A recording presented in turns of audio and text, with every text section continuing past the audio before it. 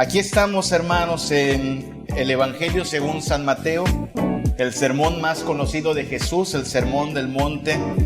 Abarca los capítulos 5, 6 y 7 de Mateo. Y nosotros estamos yendo poquito a poquito por algunas de las partes más importantes. Le hemos llamado a esta nuestra serie Devoción sin selfies, ¿no? Usted sabe, esta era en que nos encontramos, esta década, está profundamente marcada por las redes sociales. Mucha gente acostumbra tomarle foto a todo lo que hace en el día y estar hablando de qué comió, cómo está el cielo, y todo eso es parte del momento en que nos encontramos culturalmente.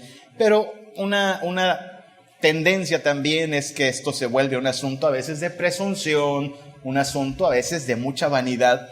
Y esto podría afectar, si bien nuestra conducta, nuestro comportamiento, puede afectar, es posible que afecte incluso nuestra forma de entender la devoción, ¿sí? Yo no acuso a nadie de que sea pecaminoso hacer esto, pero creo que no necesitamos subir una foto de nosotros orando, una foto de nosotros leyendo la Biblia, o antes del culto, ¿no? Aquí antes de alabar a Dios. Todo eso, si bien podría venir de un corazón, a lo mejor con buenas intenciones, ya empieza a mostrar un sesgo de cierta presunción, de cierta vanidad o vanagloria.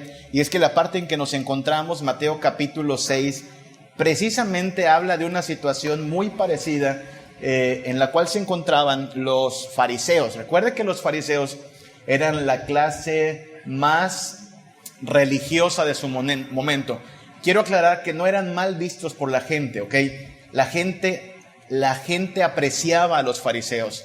La gente tenía una perspectiva de los fariseos como de que eran muy santos, muy obedientes a la palabra de Dios, muy consagrados. Me atrevo a hacer la analogía. La gente veía a los fariseos tal como muchos a veces nos ven a los pastores, ¿sabe?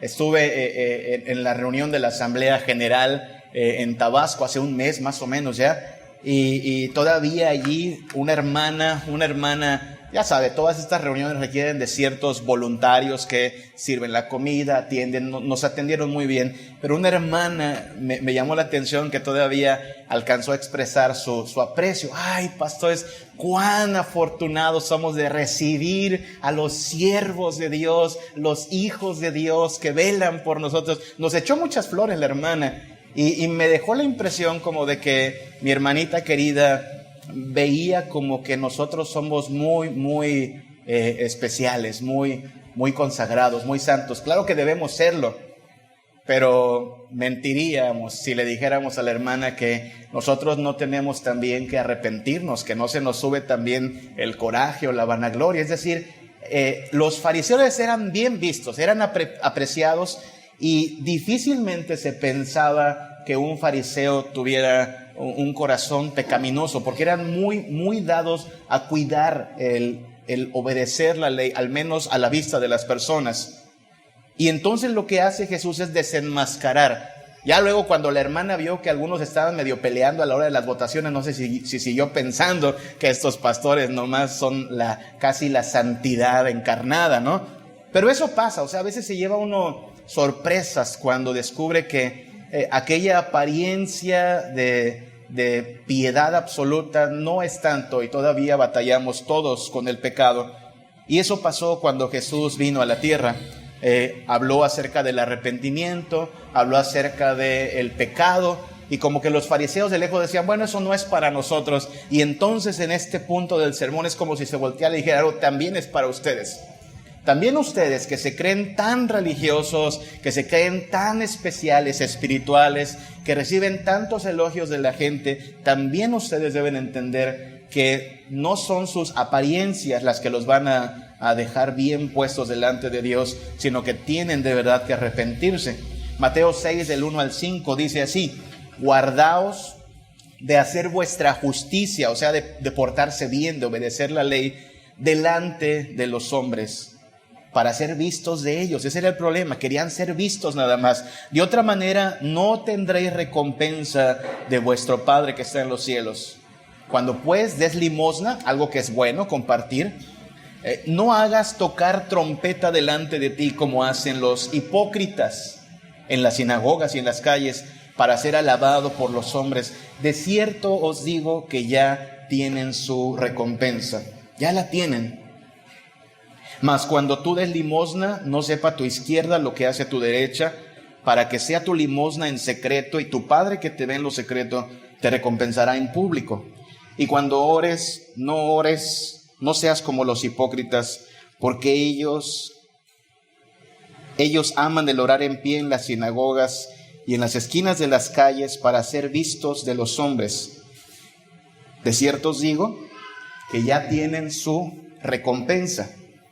Así es que Jesús está dirigiéndose a los fariseos y diciendo: miren, ustedes ante las personas quedan como obedientes, quedan como gente que muy disciplinadamente quiere cumplir la ley, pero no nos hagamos, sabemos que son unos hipócritas, sabemos que lo hacen más como una pantalla, pero lo que más les importa no es la opinión de Dios, sino que la gente los alabe.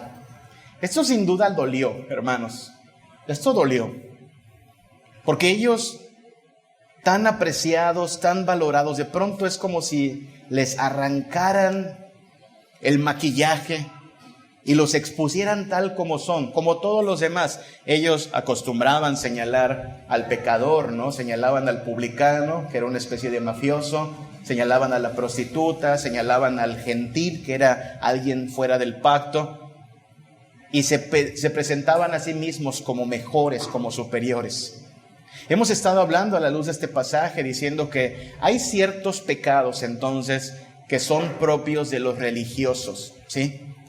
Todos somos pecadores, pero no todos pecamos de la misma forma.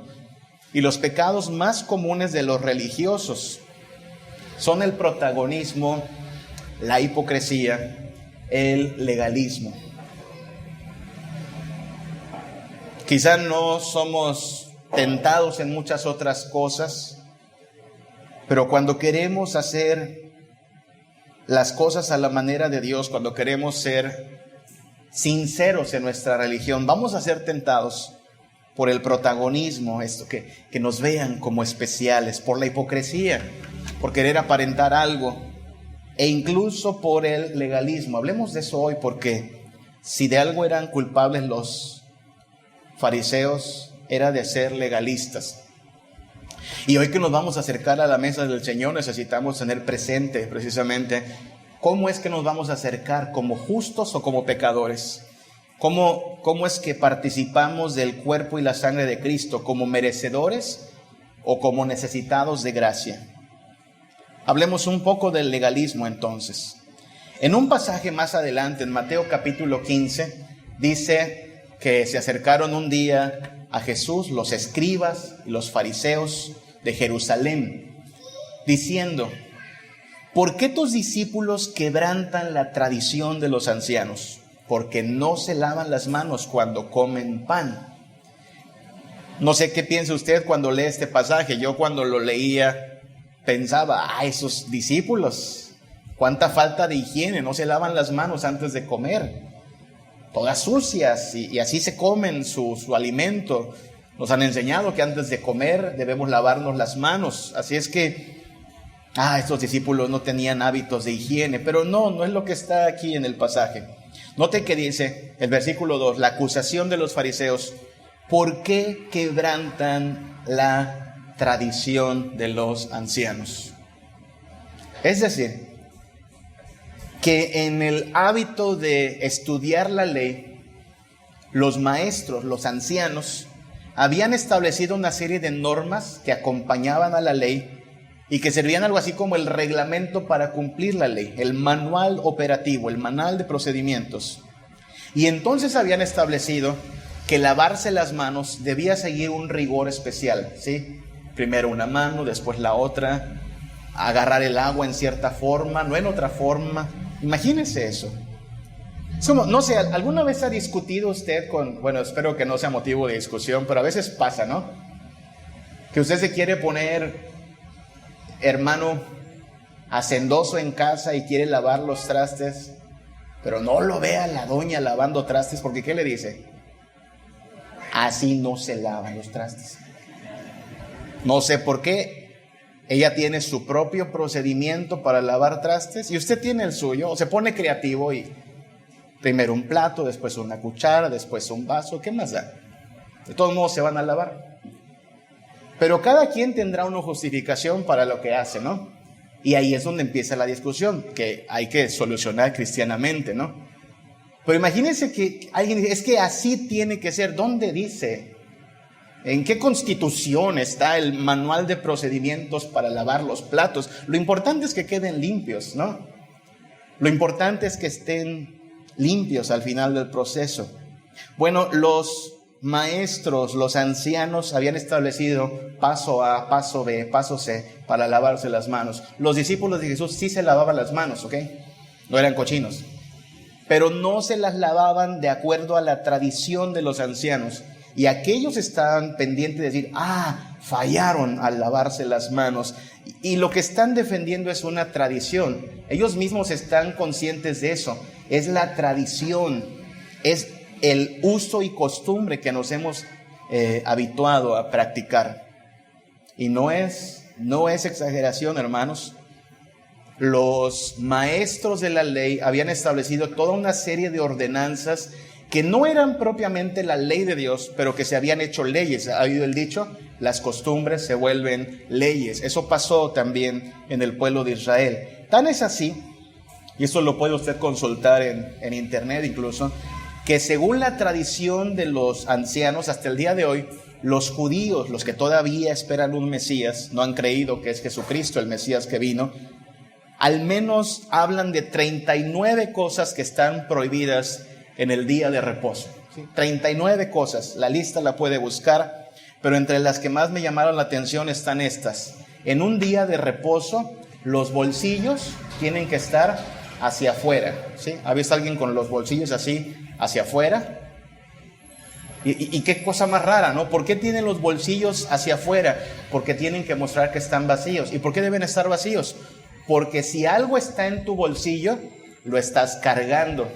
Y si lo estás cargando, esa ya es una obra. Y como la ley dice que no hagas el día de reposo obra alguna, por traer una monedita, un clip, algo en tu bolsa, te estás quebrantando el día de reposo. Y eso lo creen hasta el día de hoy.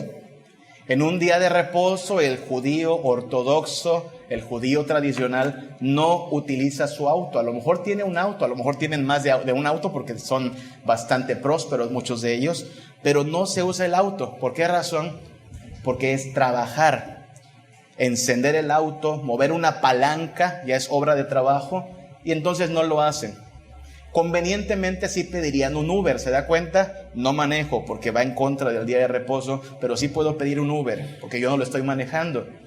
Uno diría, pero ¿no es eso acaso algo extremo? O sea, obviamente cuando Jesús dice que guardes el día de reposo, está diciendo que simplemente no te dediques a tu labor habitual, pero no hay algo de malo si utilizas tu auto para congregarte, para moverte. No se matan moscas. Si usted fuera un judío ortodoxo, usted podría ver una mosca volar, no se le ocurra agarrar el matamoscas y darle un zape a la mosca, porque eso ya es trabajar. Tampoco se escribe. Los judíos ortodoxos no escriben, no borran, no tachan, porque eso es un trabajo. Es extremo, es tanto el extremo que llegan a decir que no puedes ni siquiera abrir un paraguas. No puedes abrir un paraguas porque eso ya es una obra y eso sería quebrantar el día de reposo. Y, por cierto, no se puede rasgar nada. Incluso el papel sanitario, que ya sabe que hay que rasgarlo para darle uso, no lo puedes rasgar. Y entonces, ¿qué hacen? Dirá usted. La noche antes del día de reposo se ponen a rasgar todo el papel que van a creer que van a ocupar al otro día y lo tienen listo para ocuparlo. Así hacen los judíos. ¿Y por qué hacen eso? Porque guardan la tradición. Jesús le va a contestar allá en Mateo 15 a los que dicen tus discípulos no se lavan las manos, con palabras muy duras. Mateo 15, 7. Hipócritas. Bien profetizó de vosotros Isaías cuando dijo: este pueblo de labios me honra, mas su corazón está lejos de mí. Pues en vano me honran, enseñando como doctrinas mandamientos de hombres. Esto es lo que está acusando Jesús. Sus costumbres las han vuelto leyes y las han impuesto a los demás y han querido que los demás se sometan a sus costumbres y les han hecho creer que esto es lo que Dios demanda. ¿Y saben qué? Eso no lo demanda Dios. Eso es legalismo.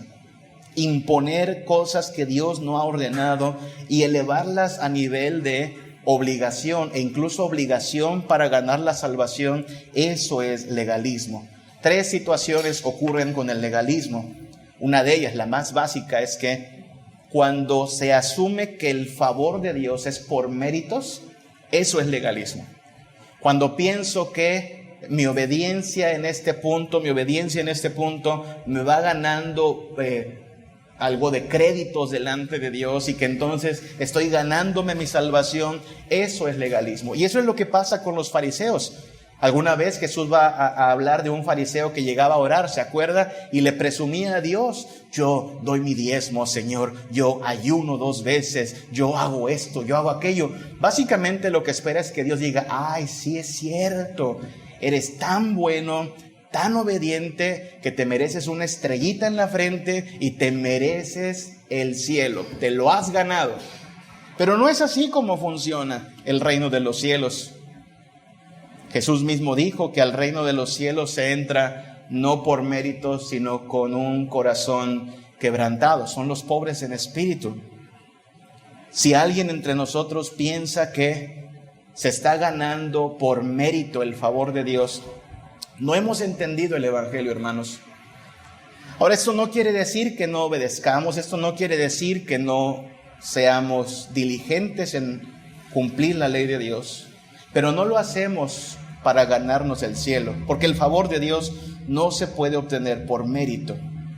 Ahora, de aquí, de esta primera manifestación del legalismo, se desprenden otras, porque cuando uno está en el intento megalómano, en el intento vanaglorioso de parecer como especial y grande delante de Dios, pues entonces voy a querer que los demás se mantengan debajo de mí porque no quiero competencia. Y entonces empiezo a juzgar: hey, eso que haces está mal, Dios ya te vio. Oye, eso que haces, eso no se hace. Y me vuelvo legalista al prohibir lo que en realidad no está prohibido. Y es aquí donde hasta el siglo XXI, hermanos, en la iglesia del Señor se ven manifestaciones del legalismo. Cuando se prohíben cosas que en realidad no están prohibidas, que no son pecaminosas en sí y que cada quien debe decidir por la sabiduría cristiana si participa de ello o no. Cosas en las cuales en algún momento se ha incurrido, pero que no necesariamente son malas. Las sectas se caracterizan por esto, ¿sabe? Sabemos de una secta que dice que está mal tomar Coca-Cola, ¿no? ¿Dónde está eso en la Biblia? ¿O está mal tomar café? Claro que nos haría muy bien dejar de tomar Coca-Cola y nos haría muy bien a algunos dejar de tomar café, especialmente si no puede dormir después, pero no está prohibido. Tu entrada al cielo no depende de si tomaste o no Coca-Cola. Sabemos de una secta que prohíbe las transfusiones de sangre. ¿Ha escuchado de eso usted? ¿Dónde está eso en la Biblia? Tal cual no está. Lo infieren sacando algunos pasajes de contexto. Hay iglesias donde a las hermanas se les dice hasta el día de hoy que no pueden usar aretes ni maquillarse porque es pecado. Yo diría, bueno, la norma es que no tardes más tiempo maquillándote de lo que pasas orando o leyendo tu Biblia. Si pasas mucho tiempo maquillándote y en realidad nunca lees tu Biblia, has entendido mal las cosas. El hermano Pedro dice que más que tu peinado debe importarte tu devoción delante de Dios. Pero si alguien, aparte de eso, quiere lucir su belleza, una hermana por supuesto, quiere lucir su belleza maquillándose o usando joyas, no le vamos a criticar diciendo usted es pecadora, hermana, no.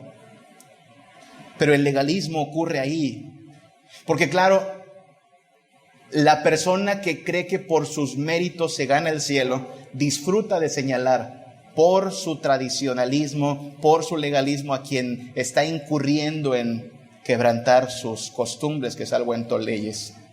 Y también el legalismo, como aparece ahí en tercer lugar, a lo que lleva es a hacer obligatorio lo que en realidad es opcional, ¿sí? Hay cosas que son opcionales, que no son una obligación. Por ejemplo, la práctica del ayuno. No me voy a meter con el ayuno a fondo, pero independientemente de lo que usted crea sobre el ayuno no es un mandamiento en la Biblia, es algo opcional. Alguien puede decir, no, tienes que ayunar. No, no tienes que ayunar. La Biblia no te ordena ayunar. Pero yo quiero ayunar. Pues échele ganas y ojalá eso le lleve a ser más devoto, pero no es una ley. Si usted lo quiere hacer, adelante.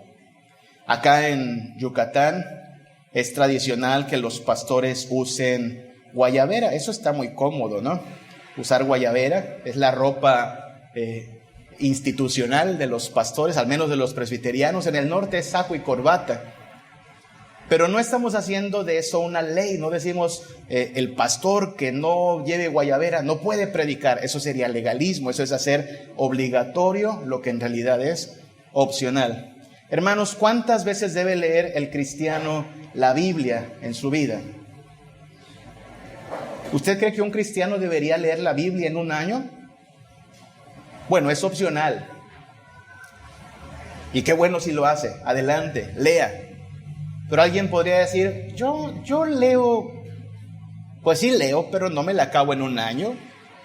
A veces tardo 2 años en leer la Biblia completa. Ah, qué pecador nos salió el hermano, no quiere leer la Biblia en un año. No, es opcional. Le ayudaría leer más, pero no hay problema. No hay problema si va leyendo poco a poco. Así es que el legalismo tiene estas múltiples formas. Asumir que el favor de Dios es por méritos, prohibir lo que en realidad no está prohibido, hacer obligatorio lo que en realidad es opcional. Con todo, hermanos, también hay que aclarar que no todo lo que se acusa de legalismo es legalismo. Hay algunas cosas que la gente quiere acusar como si fuera legalista. Hay que tener cuidado de eso, porque luego alguien empieza a decir, sí, es cierto, el legalismo es bien feo. Ay, cuánto legalista hay en la iglesia, mucho legalista. Y que bueno, no todo es legalismo, ¿ok? Por ejemplo, tener una referencia bíblica para diversos aspectos de la vida no es legalismo. Lo digo porque alguien una vez quería pensar bíblicamente y hablaba de sus hijos y la crianza y decía, sí, es cierto, porque la Biblia dice esto y aquello. Y luego piensa en la política y dice, no, esas leyes están mal porque la Biblia dice esto y aquello. Y luego ve cómo se comporta la sociedad y dice, eso está mal o eso no le agrada a Dios porque la Biblia dice esto y aquello. Entonces alguien que le escuchó le dijo, esta persona para todo tiene un verso bíblico. Para todo saca la Biblia, es legalista. No, eso no es legalismo, hermanos. Cuando alguien tiene una referencia bíblica para hablar de cualquier aspecto en su vida, eso no es legalismo. Al contrario, qué bueno que lo haga. Eso se llama llevar todo pensamiento cautivo a la obediencia a Cristo. De hecho, los cristianos deberíamos pensar bíblicamente. Así es que no es legalismo que alguien quiera llevar la Biblia a los diversos aspectos, que no le digan, eres legalista. No, Dios, no, yo quiero pensar bíblicamente, porque los cristianos piensan bíblicamente. No es legalismo tampoco tener hábitos piadosos. Si a usted le llega un día la visita, en día domingo, muchos de ustedes reciben visitas en día domingo a veces, y usted dice, bueno, pero es que es la hora de ir al templo. ¿Qué tal si le dice a su visita, mira, tienes 2 opciones, puedes acompañarme al templo y adoramos a Dios, o puedes esperarme aquí en la casa, voy y vuelvo, son 2 horas nada más y te veo de vuelta. Pero ¿qué le va a decir su pariente a lo mejor? Exageras. No seas tan legalista. No es querer ser legalista. Tengo el hábito piadoso de que los domingos son para congregarme, punto. Ay, es que tan fanáticos que son los cristianos ahora. No es fanatismo, no es legalismo. Poner hábitos piadosos es algo ejemplar.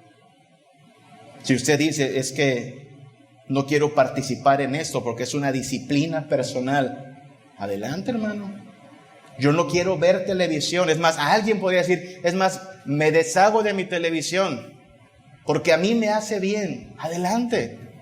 Alguien podría decirle, eres un legalista. No, si estás haciendo algo por buscar tu santificación, adelante. No te vamos a juzgar por legalista. Los hábitos piadosos en sí mismos no son ser legalista. Claro, no los vamos a imponer a todo mundo. O sea, no porque yo digo, me voy a leer la Biblia en 10 días, lo cual sería bueno, puede usted decir, y quien no lo haga es pecador. Ahí sí ya es legalismo.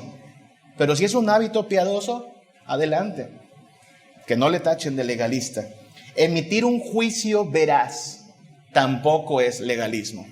Si usted ve una persona que toma el viernes, que toma el sábado, que toma el domingo y que semana tras semana es la misma dinámica, esa persona, por definición, es una persona que padece borrachera, es alcohólica. No puedes juzgar. Sí, estoy juzgando, pero mi juicio es veraz. No estoy exagerando, la persona es alcohólica. Cuando yo miro unas personas que por su promiscuidad están cosechando las consecuencias de su extravío, y digo, eso les pasa por su estilo de vida desenfrenado, alguien puede decir, eres un legalista por juzgar. No, no estoy juzgando, inventando cosas. Ahí está a todas luces. El juicio es veraz. Cuando ves a una persona que vive en miseria porque se endeuda y no ve su realidad, esta persona está cosechando las consecuencias de su mala mayordomía. No juzgues. De pronto nos dicen eso a todos los cristianos. No juzgues. No, mi juicio es veraz. No estoy calumniando, no estoy inventando, estamos dando un juicio. Eso no es legalismo. Claro, con la misma veracidad con que miramos a otros, tenemos que mirarnos a nosotros y decir, y yo también tengo este problema, este error, me tengo que arrepentir de ese pecado. ¿Sabe lo que dice Jesús? Con la misma vara con la que mides, con la que mides a los demás, con esta tienes que medirte a ti mismo. Y no es legalismo practicar ciertas tradiciones modestas, es decir, tradiciones de manera sencilla, de manera modesta. Por ejemplo, ahí se acerca Navidad, tan pronto pase Día de Muertos, toda la ciudad, todos los súperes ya empiezan a tener adornos navideños. Usted dice, vamos a poner en mi casa adornos navideños. Hay gente muy estricta que dice, no, la Biblia no dice que celebres Navidad, esas tradiciones son de hombres. Te estás volviendo un legalista. No, es una tradición, por favor. Adornar la casa y recordar que Cristo Jesús vino a la tierra no es algo malo en sí. Lo puede hacer, no lo puede hacer, eso ya es su decisión, pero guardar tradiciones no es algo malo. El día de su cumpleaños, comprar un pastel y cantarle feliz cumpleaños no es algo malo. No nos pueden tachar de legalistas por eso. Sin embargo, por el hecho de estar en proceso de santificación, hermanos, es posible que todos nosotros seamos tentados a mirarnos superiores a los demás, a juzgar con una regla muy estricta al prójimo y con una muy flexible a nosotros mismos. Esto puede pasar. A mirar incluso nuestras buenas obras, que espero que las tengamos, como si fuesen motivos para enorgullecernos. Nos vamos a ver tentados a eso. Y entonces necesitamos una especie de mantenimiento preventivo del legalismo. Permítanme decirle cómo hay 4 píldoras espirituales que nos pueden ayudar a controlar el legalismo, disminuir el legalismo, de manera que no caigamos en ser una especie de fariseos del siglo XXI. Vamos a recetarlas. Dice Jesús en Marcos capítulo 2, versículo 17, los sanos no tienen necesidad de médico, sino los enfermos. Eso es algo básico, ¿no? Si estás sano no vas al doctor. Vas al doctor cuando te sientes mal, estás enfermo. Y entonces Jesús remata, no he venido a llamar a justos, sino a pecadores. No he venido a llamar a justos, sino a pecadores. ¿Sabe qué necesitamos? Cada día una píldora de evangelio. Tenemos que apropiarnos del evangelio y recordar, lo necesito porque soy pecador. Cristo vino a llamar a los pecadores. Yo soy un pecador y necesito el evangelio. Porque no hay justo delante de Dios. Porque nuestras buenas obras, nuestros méritos pueden lucir bonitos, pero por sí solos no nos abren la puerta del cielo. Eso es importante, hermanos, porque parte de la tentación del legalismo consiste en asumir. Fíjese qué fácil es asumir. Que todos los que estamos hoy congregados, puesto que estamos aquí, obedeciendo al Señor, leyendo su palabra, caramba, qué consagrados somos, ¿se da cuenta? Podríamos estar haciendo otra cosa mundana, paganota, podríamos estar haciendo cosas que los mundanotes hacen, pero gracias a Dios, aquí estamos, alabando a nuestro bendito Dios. Es muy fácil llenarse de soberbia y pensar que sí, quien necesita el evangelio es el borracho, es la prostituta, es el homosexual, es el transgénero, es el cobarde, es también el corrupto político. Hay muchos en este país. Bueno, sí, ellos lo necesitan, pero los miembros de la iglesia también lo necesitamos. Necesitamos el evangelio porque el evangelio es lo único que nos libra del pecado. Lo necesitan nuestros hijos. Gran parte del error generacional, que aunque llevamos 150 años de presencia en esta nación, los presbiterianos, es que por generaciones asumimos, dimos por sentado que nuestros niños, por repetir textos, por participar de las actividades, por presentarse en los diversos eventos de una iglesia, estaban en las cosas de Dios. ¿Qué pasó? Los pequeñitos fueron creciendo, los pequeñitos ya no fueron pequeñitos, tomaron decisiones y muchos de ellos no permanecen en la iglesia. Porque en realidad, aunque hubo muchas cosas, lo que faltó fue el evangelio administrado. Confrontarlos con su pecado y decirles que tenían que arrepentirse de su pecado. Todos necesitamos el evangelio. El pastor de la iglesia necesita el evangelio. Los miembros de la iglesia necesitan el evangelio. No importa si usted es miembro de hace 37 años. Aquí hay miembros fundadores de esta iglesia. No importa si usted estaba hace 37 años aquí o si usted lleva apenas unos domingos acompañándonos. Usted y yo necesitamos el evangelio por igual. Esto es lo que nos sostiene. Esto es lo que nos lleva a ser salvos. El evangelio de Cristo. Entonces, a diario, una píldora de evangelio, antes de pensar que lo necesita el extraviado, recordemos, pero yo también dependo del evangelio. No puedo ser un fariseo, no puedo ser un legalista, necesito el evangelio. No lo necesito solo para hacerme miembro. En todo el trayecto hasta que Cristo venga y nos llame, necesitamos el evangelio. Jesús mismo dice en su palabra, allá en Marcos 9:13, un pasaje alterno: no he venido a llamar a justos, sino a pecadores.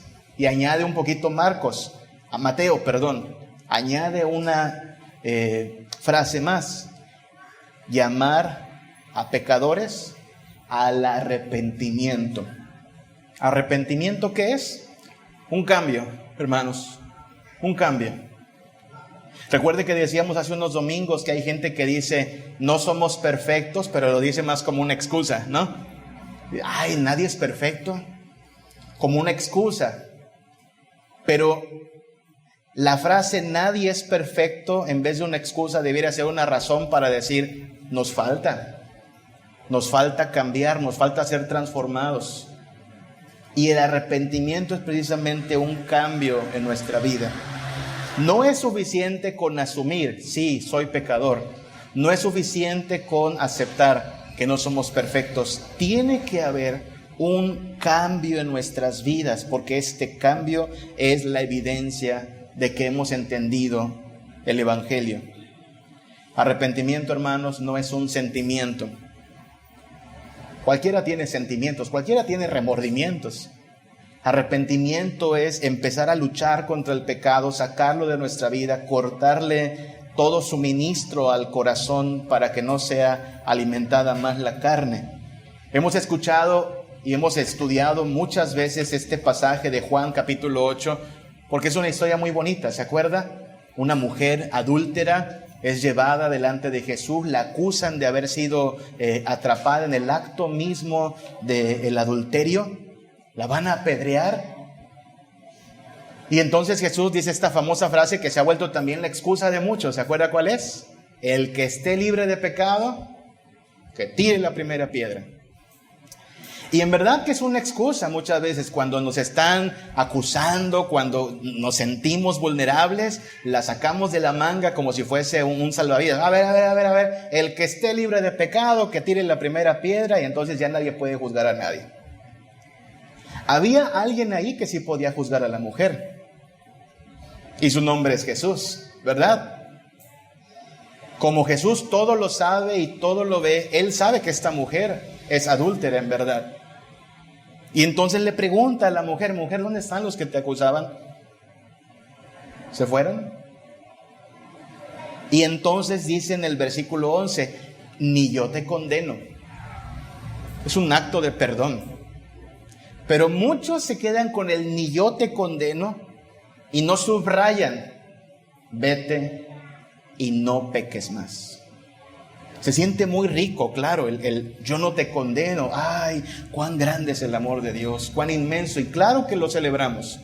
Hermanos, todos nosotros hemos sido lavados de nuestras inmundicias, de nuestras perversidades, de un pasado del cual nos sentimos realmente avergonzados. Pero si de verdad hemos degustado la gracia del Señor, no queremos volver a revolcarnos en ese mismo pecado.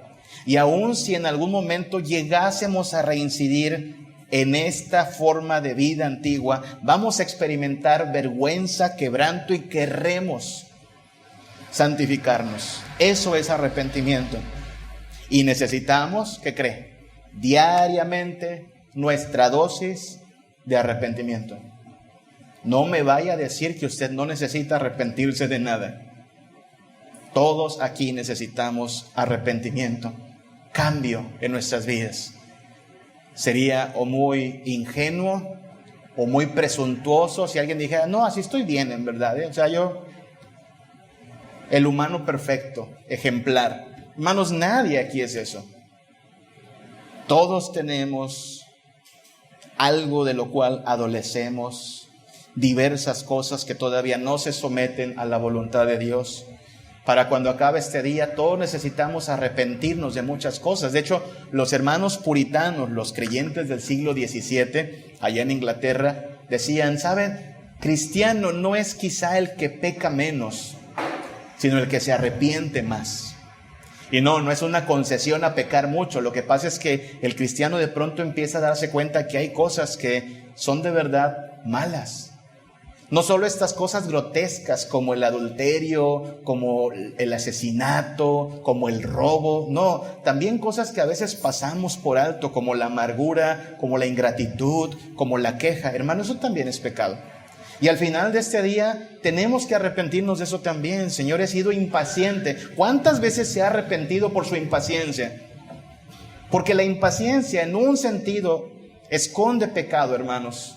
Este deseo de querer ser nosotros Dios, los que controlamos todo. Y cuando las cosas no salen como nosotros queremos, nos enojamos. ¿Por qué te enojas? ¿Cuál es tu enojo? Tú no eres Dios. Entonces cuando cierra el día hay que decirle a Dios, Dios, hoy fui impaciente. Y mi impaciencia esconde el coraje de no tener el poder. Pero bien me hace recordar que yo no tengo el poder. Tú tienes el poder. ¿Cuántos de nosotros nos hemos arrepentido de nuestra ingratitud, hermanos? Porque somos muy dados a la queja. Porque somos muy dados a incluso gozar las bendiciones y quejarnos cuando no nos caen bien las cosas que nos da Dios. Y eso es ingratitud, y la Biblia dice que no podemos menospreciar a nuestro Dios. Así es que al final de este día quizá alguien tenga que arrepentirse. Dios, he sido un ingrato. Toda esta semana recibí bien de ti. También recibí algunos males, pero los bienes fueron mayores. Y en mi boca hubo más queja que gratitud. Necesito perdón. ¿Se da cuenta? No he matado a nadie, no robé un banco, no adulteré, no, pero tengo que arrepentirme de cosas que nos damos cuenta que no honran a nuestro Dios. En ese sentido, el cristiano no es solo el que peca menos, sino el que se arrepiente más, el que se mira a sí mismo y dice, yo tengo que ser cambiado. También el pecador, también el incrédulo, pero el cristiano sigue en un proceso de cambio y transformación. Dice Hebreos 3:12, mirad, hermanos, o sea, mucho ojo, abusados, que no haya en ninguno de vosotros corazón malo de incredulidad para apartarse del Dios vivo. Que nadie se aparte, que nadie deje de perseverar. Mucho cuidado, hay tanta distracción, que nadie se distraiga de lo importante. Primera de Juan 2:19, el apóstol Juan, incluso hablando de personas que en algún momento fueron parte de una comunidad visible, de una iglesia local, pero dejaron de perseverar, salieron, abandonaron la fe. Tajantemente dice el apóstol Juan, salieron de nosotros, pero no eran de nosotros, porque si hubiesen sido de nosotros, habrían permanecido. Próximo domingo el consistorio tiene reunión, el consistorio de Príncipe de Paz. Ya nos anunciaron que viene una reunión congregacional. Vamos a tomar la lista de miembros. ¿Sabe qué es lo que tristemente tenemos que anticipar? Del 2019, que fue la última vez que se supervisó esa lista, hay algunos nombres que van a ser quitados de la lista. Algunos porque fueron llamados a la presencia de Dios, ya no están con nosotros, así es que no hay nada de qué excusarse, Dios los llamó. Otros no tienen excusa. A lo mejor ponen excusa, pero no hay excusa. Y lo hacemos, ¿verdad, hermano secretario? ¿Verdad, hermano Naín? Cada vez que alguien se hace miembro, se lo decimos en una entrevista, le decimos, mire, hermano, comenzar es relativamente sencillo. ¿Sí? Cumpliste con un curso, respondes afirmativamente. ¿Sabes qué te va a requerir? Mucha perseverancia, mucha diligencia, mantenerte. Por eso este canto que hoy tratamos de aprender es un clamor que usted debería hacer todos los días al Señor. Manténme firme y arraigado en tu amor, en tu verdad. No queremos ser pasajeros, no queremos ser de un momento nada más, queremos permanecer arraigados. Porque si no, hermanos, no hay nada en lo cual afirmarnos. Es más, Jesús le decía en esta parábola del sembrador, donde habla de cómo la semilla puede a lo mejor caer, pero el terreno no da porque depende del poder de Dios. En Mateo 13, del 20 al 22, nos dice, mira, en esta parábola, el que fue sembrado en pedregales, sí oye la palabra. Y al momento la recibe con gozo, pero no tiene raíz en sí, sino que es de corta duración. Pues al venir la aflicción o la persecución por causa de la palabra, luego tropieza. Y entonces tenemos que prepararnos, hermanos. ¿Qué va a pasar cuando la aflicción venga a tu vida? ¿Qué va a pasar cuando Dios no lo quiera, pero la persecución se desata? ¿Te vas a bajar? ¿Vas a decir, aquí ya no sigo? Versículo 22, el que fue sembrado entre los espinos, este es el que oye la palabra, pero el afán y la ansiedad de este siglo, de este mundo, y el engaño de las riquezas ahogan la palabra y se hace infructuosa. ¿Sí? Unos son de corta duración, otros son infructuosos. A lo mejor sí, mantuvieron cierto rigor, porque ese es el problema.